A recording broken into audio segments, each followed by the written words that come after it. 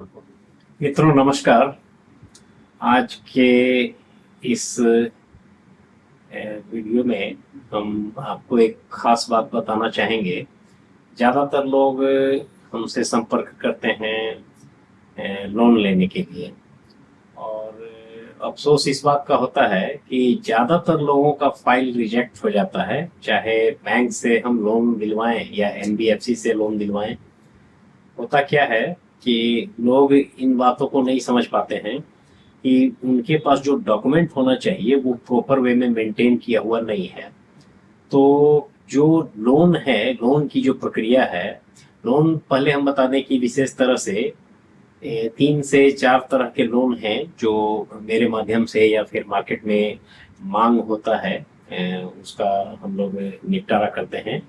इसमें सबसे पहले बिजनेस लोन होता है, और बिजनेस लोन का डिमांड या फिर उसका निपटारा सबसे ज़्यादा होता है।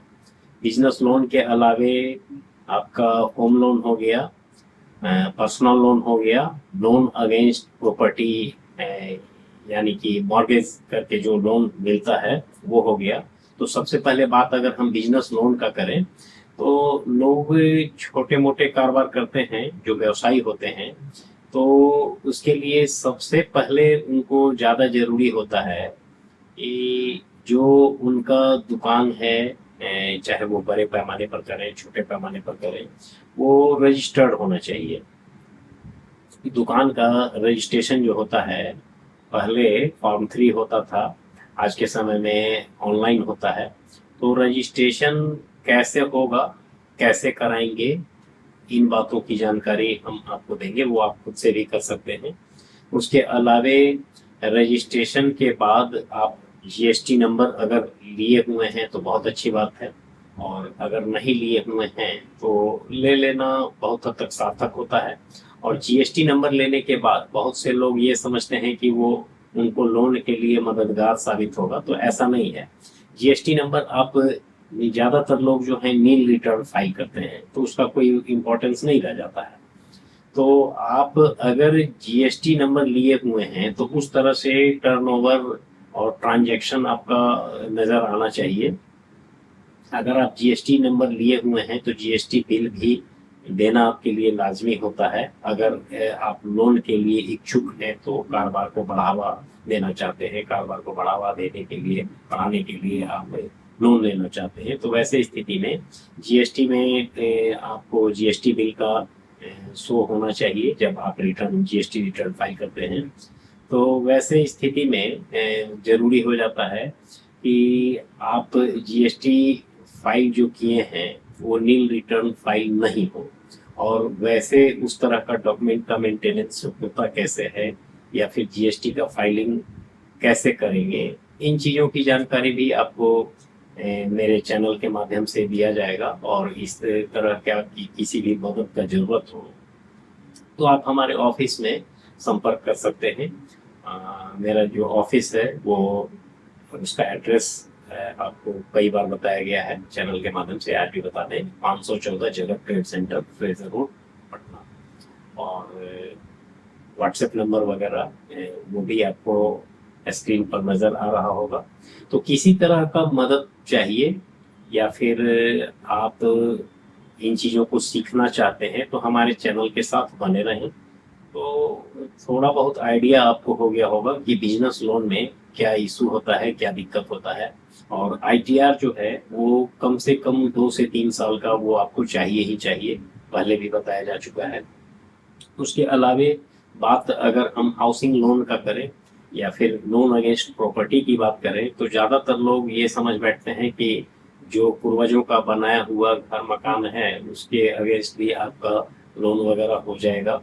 तो ये सब जो है बहुत आसान नहीं है। इस चीज़ को आप ऐसे समझिए, लोन अगर आपको चाहिए तो प्रॉपर्टी आपके नाम से होना चाहिए, तभी आपका काम हो पाएगा। या फिर अगर आप वारिस हैं या फिर आप नॉमिनी हैं, माँ बाप के इकलौते संतान हैं, तो वैसे स्थिति में मदर या फादर जो हैं आपके को एप्लीकेंट होंगे, और आपका जो सोर्स है वो भी देखा जाएगा कि आप कितने मंथली में जो है अर्न कर पाते हैं, कितना आप कमाते हैं।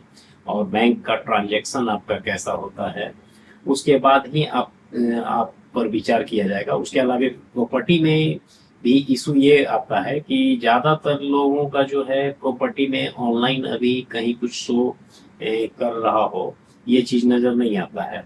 अब जब लोन लेने आप बैठते हैं तब आपको पता चलता है कि ये सारा डॉक्यूमेंट जो है अपडेट किया हुआ नहीं है। तो आपका प्रॉपर्टी के रिगार्डिंग क्या इशू होता है, कैसे उसका निपटारा हो सकता है, इन चीज़ों का भी जो है बारीकी से हम आपको फर्दर जब कोई वीडियो बनाएंगे तो पार्ट वाइज करके बनाएंगे। किस तरह का लोन है, उसमें टोटल क्या क्या डॉक्यूमेंट चाहिए, उसका निपटारा कैसे करते हैं, तो इन चीज़ों को ध्यान में रखते हुए काफ़ी विस्तार से बताया जाएगा। आपको थोड़ा बहुत आइडिया हम अभी हर चीज़ का दे देते हैं। तो हाउसिंग लोन में जो है, अगर आप घर बनाने के लिए लेते हैं तो इस बात का भी ध्यान रखिएगा कि जो आपका जमीन है वो विवादित नहीं हो, और जमीन का जो पेपर है ऑनलाइन सारा कुछ अपडेट किया हुआ हो, और उसमें अपडेशन से मतलब क्या है वो सारा चीज बारीकी से समझना हो, तो आप हमसे संपर्क कर सकते हैं। और इसके बाद एक होता है पर्सनल लोन।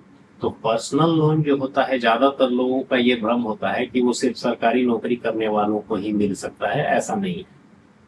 आप किसी प्राइवेट लिमिटेड कंपनी में काम करते हैं और प्रॉपर वे में आपका सैलरी बैंक अकाउंट में जाता है, अगर नहीं भी जाता है, कैश भी अगर आपको मिलता है, तो वहां पर स्थिति ये होना चाहिए कि वो जो सैलरी है, सैलरी स्लिप आपको कंपनी दे रहा हो।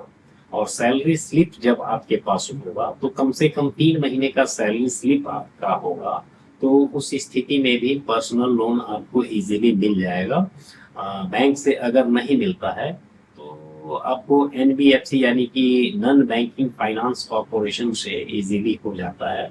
तो इन चीज़ों को आप बारीकी से समझना चाहें तो हमसे संपर्क कर सकते हैं, कमेंट कर सकते हैं। सारा डिटेल आपको स्क्रीन पर नज़र आता ही है। और हम ये समझते हैं कि कोई भी आदमी हो, अगर कारोबार कर रहे हो, कहीं वेतन भोगी हो, या फिर अपना घर मकान बनाना चाह रहे हो, तो ऐसा नहीं है कि उनका काम नहीं हो पाएगा।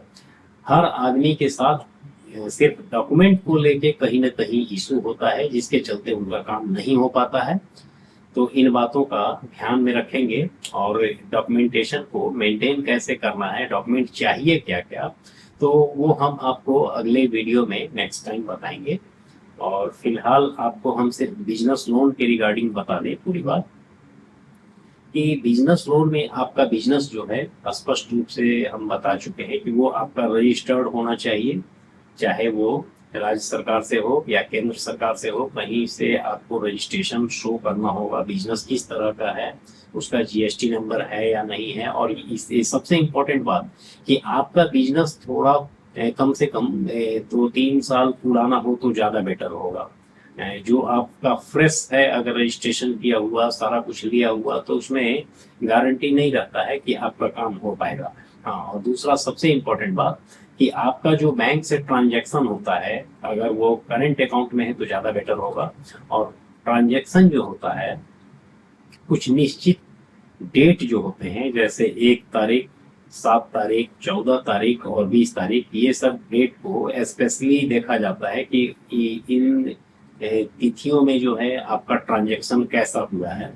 तो हमारा सिस्टम जो है बैंक का या एनबीएफसी का सिस्टम इन्हीं चीज़ों को बारीकी से पकड़ता है कि आपका ट्रांजैक्शन किस तरह का है, उसके आधार पर ही आपका लिमिट बन पाता है। तो इन चीज़ों को और डिटेल समझना हो तो हमारे चैनल के साथ बने रहें। उम्मीद करते हैं कि मेरा ये जो प्रयास होता है, सब हर लोगों को अर्न करने का कुछ रास्ता बताएं और हर लोगों को लोन मिल सके, इसके लिए पूरी बात को बताएं, समझाएं। ये आपके लिए कारगर होता होगा। और जैसा भी लगे आप कमेंट करके ज़रूर बताएं।